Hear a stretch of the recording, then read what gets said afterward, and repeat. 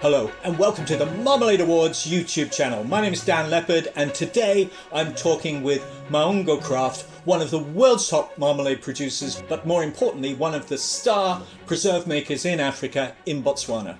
They're going to be telling me all about the marmalades and jams they make, the way they use them, and just giving you ideas about adding spices and adding different things to supercharge your preserve making. Hello Yemi, how are you? Hi Dan, how are you doing? Thank you for having us. Very glad to be here representing Maungo Craft.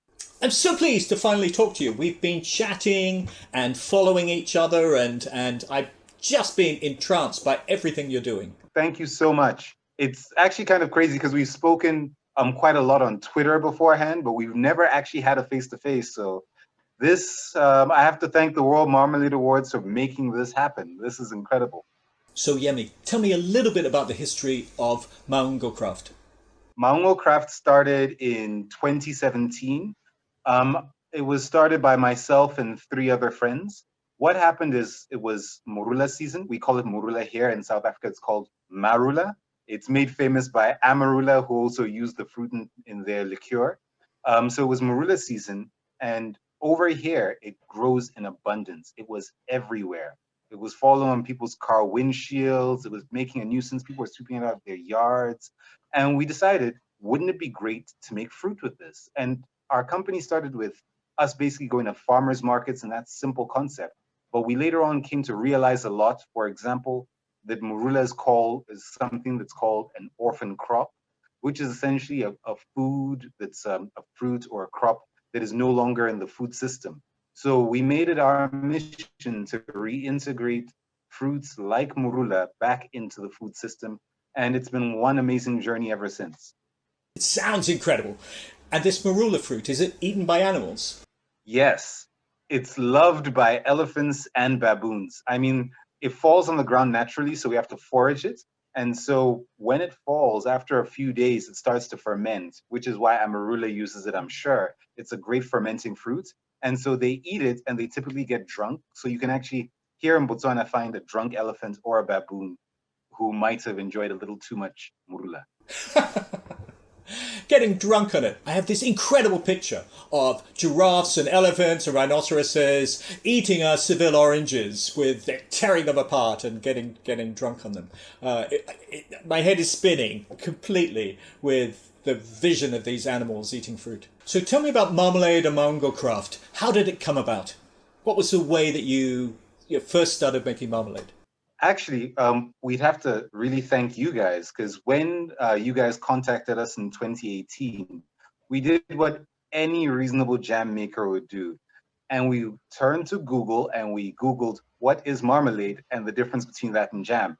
And so we were very much taken by the World Marmalade Awards and very fascinated by it and the challenge to it. And so we went and we made a couple of marmalade flavors. One, Child of the Moon, which is actually named after one of my partner's best friends. The name is Nyakwezi, which translates to Child of the Moon. And so it was actually named after her. So we use oranges, licorice, and wild berries, and the dance between those flavors is amazing. And we have another one called Kalahari Sands as well. So tell me about this Kalahari Sands marmalade. It looks like it has gold in it. Does it really have gold? Yes, it does. And actually, funny enough, I have it right here. Kalahari Sands has Morula and it has grapefruit, edible gold, and black pepper. And we use a little muscovado sugar as well.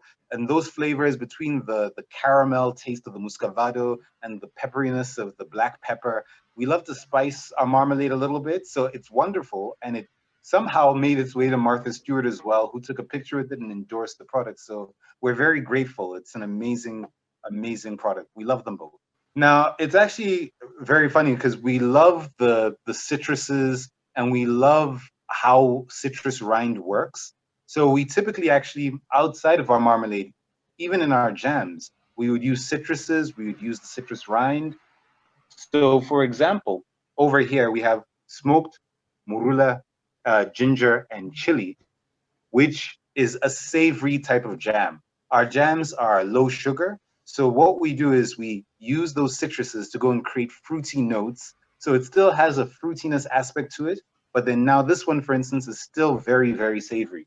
So we like to play with palettes and palette profiles and combinations between fruits and those profiles. So just to keep people on their toes, everything we do is very unique, but almost everything we do combines that citrus element as well. So we have the savory side of our jams, but then we also have the sweeter, more dessert side of our jams. But everything is typically lower sugar than is industry average as well. Now tell me, Yemi, your marmalades and preserves often contain savoury elements too. They contain spices and chilies and other things. So many people watching this want to do that. What are your favourite flavours and preferences about the way to add this to your marmalade? Few that are our favorites in terms of unusual spices. Things like star and anise is one of my favorite because of how it's subtle, but it adds almost like a licorice taste to things. One of our favorites. We love using things like chilies. So your dried bird's eye chilies are one of our favorite things to use. Black pepper is also a personal favorite as well. So many of them. Over here, for example, although not a spice, we use beetroot, onion, and baobab in this jam, and that pairs well once again with citrus. So we love playing with spice. We love to bring that African element and love of spice and flavor and bold flavors to everything that we're doing. So for people watching at home that want to add spices to their marmalades or preserves, can you give them some advice about how to do it? Like, do you add the spice with the fruit when you're first boiling it? Do you add it with sugar? Do you stir it in the jar? What's your preferred way?